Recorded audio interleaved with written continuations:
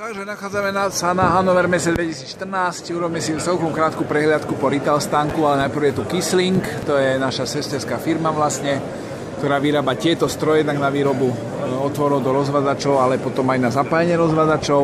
A toto už je kráľovstvo retailu, máme stánok s rozlohou 2000 m2.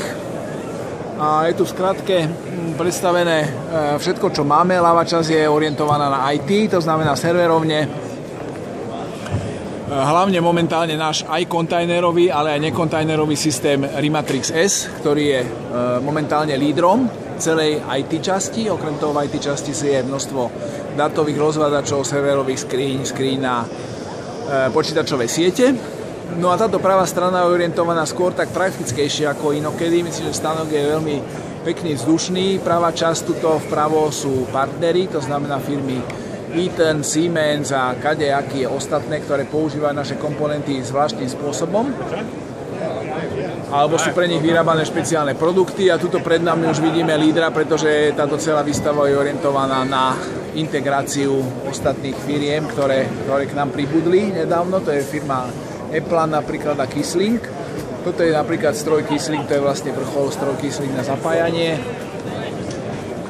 A tuto je prehľad produkcie, toto sú rozvodné systémy, rozvod prúdu v rozvádzačoch.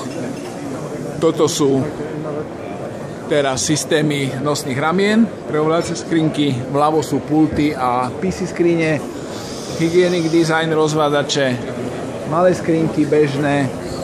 Tuto je workshop, kde sa skladajú jednak podstavcenové a ostatné veci. Toto je oblasť klimatizácie, ktorá je naozaj len veľmi skrátke predstavená, veľmi krátko, sú tu niektoré chladiace jednotky a tak ďalej. Tuto je zóna tlačová zóna, teda, a tu máme tých partnerov. Teda. Tuto by sa malo ukazovať, teraz tu málo ľudí, pretože je piatok, je posledný deň výstavy, ale bežne tieto pracoviska slúžia na to, aby sa ukázalo, ako funguje plán, ako sa integruje s retailom, ako sa integruje s Kisslingom, to znamená, ako je prepojený na montáž, automatizovanú montáž rozvádzačov. No a tým sme si spravili krátku prehliadku po stánku, takto to u nás vyzerá.